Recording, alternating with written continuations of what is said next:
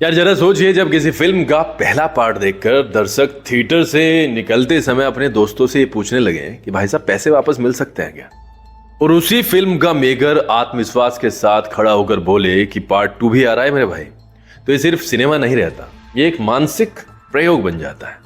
और यहीं से इस वीडियो का मतलब मैटर शुरू हो जाता है भाई, क्योंकि द राजा साहब सिर्फ एक खराब फिल्म नहीं है, ये उस सोच का प्रतीक है जहां मेकर्स मान लेते हैं कि दर्शक ना कुछ भी खा लेंगे, बस नाम बड़ा होना चाहिए, थोड़ा शोर होना चाहिए। और भाई साहब यहीं डीप वर्स आता है इस फिल्म की तह तक जाने के लिए, क्योंकि पहले वीडियो में हमने ऊपर ऊपर से बात की थी, आज समझते हैं, थोड़ा और आगे चलते हैं। आज का दर्शक ना सिनेमा देखने नहीं जाता, वो अनुभव लेने जाता है साहब। लेकिन द राजा साहब एक ऐसा अनुभव बन जाती है जिसे लेने के बाद इंसान जीवन में छोटे छोटे फैसलों पर भी शक करने लगता है। फिल्म शुरू होते ही ऐसा लगता है जैसे मेकर्स ने पहले तय कर लिया था कि हमें हॉरर भी बनानी है, कॉमेडी भी बनानी है, रोमांस भी दिखाना है, मास भी लाना है, क्लास भी है। और एक बात बताऊं, लॉजिक को बाहर खड़ा करके बोल दिया गया था कि भाई साहब तू अंदर मत आ जाना। कहानी पहले सीन से ही लड़खड़ाती है। ऐसा नहीं है कि कहानी कॉम्प्लेक्स है, बल्कि इसलिए कि कहानी मौजूद ही नहीं है। सीन्स ऐसे जुड़ते हैं जैसे किसी ने अलग अलग फिल्मों के डिलीटेड सीन्स उठाकर एक पेन ड्राइव में डाल दिए हो और डायरेक्टर से कहा हो भाई अब इसे मास्टरपीस बना दे। डराने के नाम पर जो दिया गया है ना, वो ऐसा है कि अगर कोई बच्चा भी देख ले तो भूत डर के मारे भाग जाए कि मुझे ऐसे रिप्रेजेंट क्यों किया गया मेरे भाई। वीएफएक्स इतने कमजोर हैं कि कई बार लगता है कि घोस्ट नहीं बल्कि ग्रीन स्क्रीन की आत्मा घूम रही है। बैकग्राउंड स्कोर इतना ओवर कॉन्फिडेंट है कि हर सीन में खुद को ऑस्कर के लिए नॉमिनेट कर रहा है, और डायलॉग ऐसे लिखे गए हैं कि न पंचलाइन है न डर है, बस एक अजीब सी चुप्पी जिसमें ऑडियंस सोचती है कि क्या ये वही सीन था जिस पर पैसे लगे थे।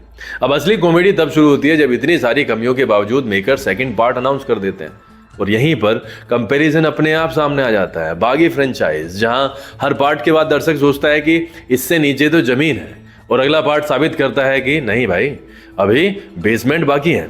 द राजा साहब भी अब उसी सिनेमैटिक लेगेसी में शामिल होने जा रही है, जहां फेलियर को फीडबैक नहीं बल्कि मोटिवेशन समझा जाता है। पहला पार्ट एक्सीडेंटल कॉमेडी था, दूसरा पार्ट शायद इंटेंशनल कॉमेडी होगा। पहले पार्ट में हॉरर के नाम पर हंसी आई, दूसरे पार्ट में शायद मेकर्स ऑफिशियली बोलेंगे कि हाँ अब हंस लो।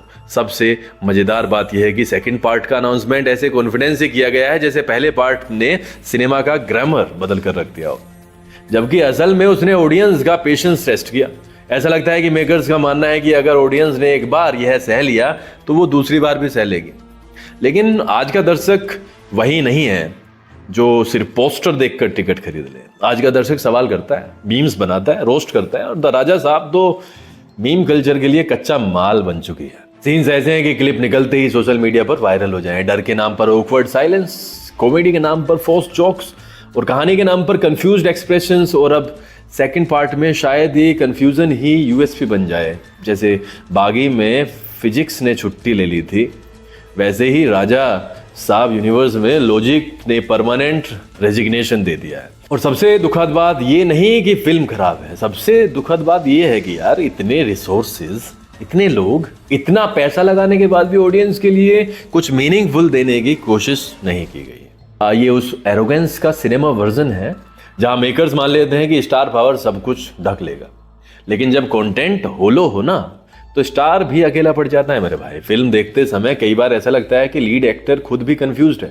कि सीन डर का है या हंसाने का है, और ऑडियंस उससे ज्यादा कंफ्यूज्ड होती है कि रिएक्शन क्या दें, क्लैप्स करें या क्रिंज महसूस करें। और फिर जब सेकंड पार्ट अनाउंस होता है तो सवाल उठता है कि क्या ये सिनेमा या एंड्योरेंस टेस्ट, या मेकर्स ऑडियंस के इंटेलिजेंस को इतना हल्के में ले सकते हैं।